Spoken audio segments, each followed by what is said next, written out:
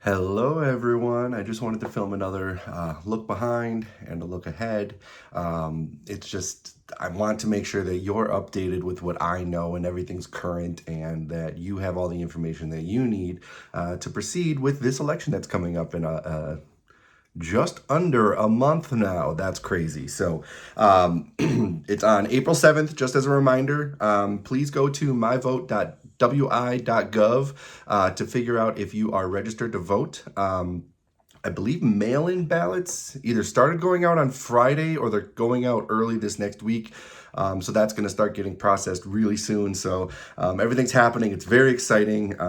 As you probably know, this is my first ever run for election for public office. And yeah, it's been the longest few months of my life and the shortest few months of my life. So still going well, though. Having some great conversations with people. I got out yesterday I was in South Ishwabanon, just outside of the Lawrence district. Had some really good conversations out there with some people.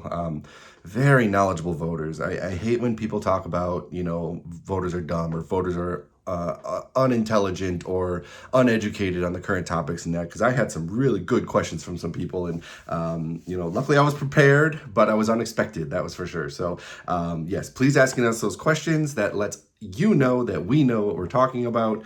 I'm not going to name any names, but so a look behind. The admin committee is really the big highlight from this past week, and I want to tell you a little bit about it. So we got news from the treasurer, the clerk, the director of admin, corp counsel, and our IT director at this admin committee. Some brief notes. I'm not going to talk about them too much, but it's something I will focus on in the future once things are less pressing. We have invested a load of money right now. We're talking tens of millions of dollars in bonds and things like that. And I'm having trouble finding if other counties do that in Wisconsin or not, or if it's just us, because we have almost an amount invested right now that we could wipe out our debts and then we can start actually doing things for the people. So again, I don't want to go into it too deep right now. I'm still doing research on that, but if you know more, please let me know. I would love to talk to you about it. Then we heard from the director of admin, Chad Weininger, about a budget shortfall from the sheriff's office for the shooting range that we had to spend about $100,000 of the contingency fund on. I don't think there's any impropriety there. I just would like some more information because there was supposed to be a carryover from last year for the contingency fund, and that's no longer represented in the contingency budget. So I'm just wondering what happened there, if it got spent on something. I just don't have that information, but something to keep an eye on.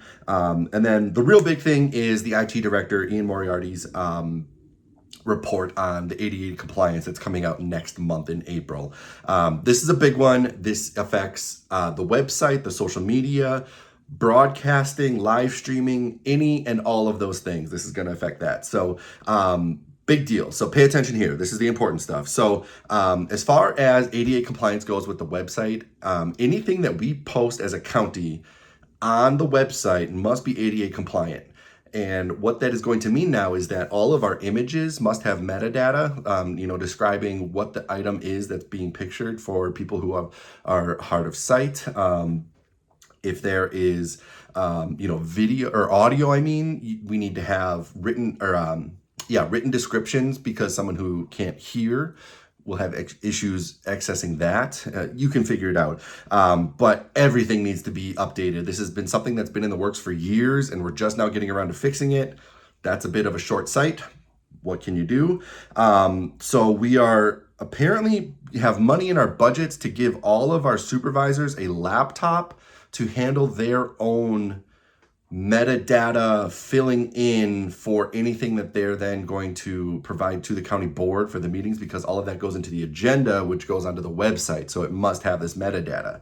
I have a huge issue with that. I think pretty much everyone in this day and age has a laptop now. I don't know that we necessarily need to be using county money for that. But B, some of these supervisors, there was a report done by the Press Gazette that some of these supervisors haven't accessed their emails since like 2015. It's been like 11 years since they've even used their county emails. These people do not know how to add metadata to Adobe Acrobat, which we also will have to pay for. I just think this is a huge flaw in the plan that I don't think these supervisors are capable of doing it. Some of these folks, I hate to say it, but if they can't even use their emails, they're not going to add metadata to photos. I don't know where the thinking is there, but that's just not going to work. That seems to be a non-starter for me. I would love to be proven wrong. Time will tell. Additionally, Supervisor Van Dyke, the chair of the admin committee, brought up, but you don't have to post this metadata if it doesn't get added to the website. And that set off alarm bells for me, not by him necessarily, but by, is the county going to just stop posting things online, and then we're going to lose even more access to this board that we have no visibility on? We have no transparency. Again, I'm the only one videoing these things. I'm the only one putting them up, and I know I've got limited, supplies and access, and the video is not that good, but it's the best I can do right now on a limited budget.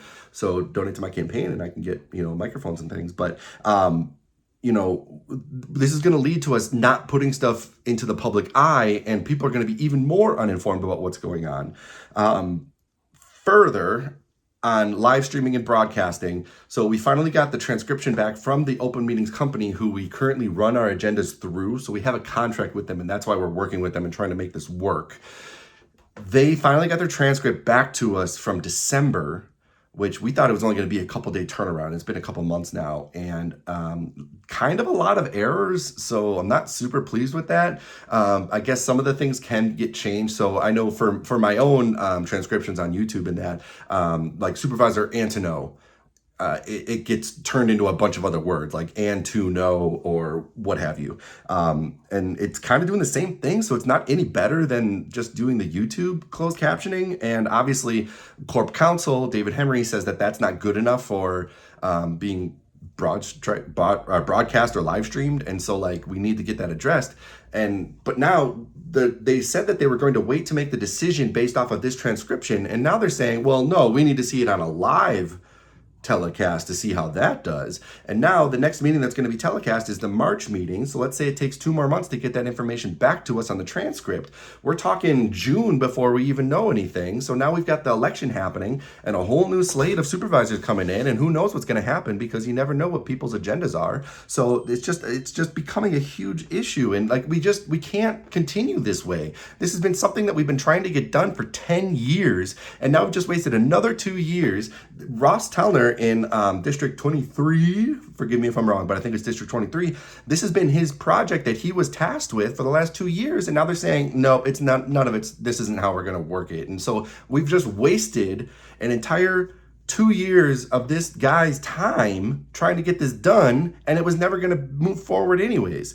And this is just getting ridiculous and embarrassing, because every other county that's roughly our size does their own stuff, and they put it up online because they're willing to put in the work. And that's my biggest issue with this current slate of supervisors. They're not willing to put in the work for you, the people. Nobody's going down to Madison to ask for money for our schools. Nobody's going down to Madison to try to say, hey, we need to get these criminal courses moved through our system. We've got a huge backlog. Troy Streckenbach talks about all the time. We've got 2,800 cases that are just sitting there. There's people in prison right now waiting to find out if they're guilty or not for years, and we can't even get them seen in front of a judge because our system is so backlogged. It's just getting ridiculous. It's just embarrassing.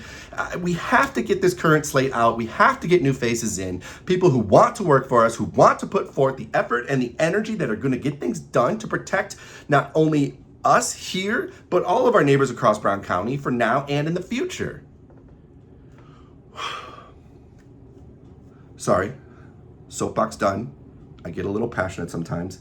To wrap up, not a great admin committee meeting. Definitely fired me up. I really would love to get that fixed. Looking ahead, I'm going to be going out canvassing a lot more. I'm hoping to get out today. It's about 1 o'clock on Sunday, and get some of the signs put out that people are requesting. If you want signs from me, please let me know. I'll bring them to you. I have to get more Judge Chris Taylor signs if you want any of those. I just don't have any at the moment, so I've got to get more from the location. That's what I know. Thank you so much for listening. Love you all. I'm under 10 minutes. That's great. See you later. Goodbye.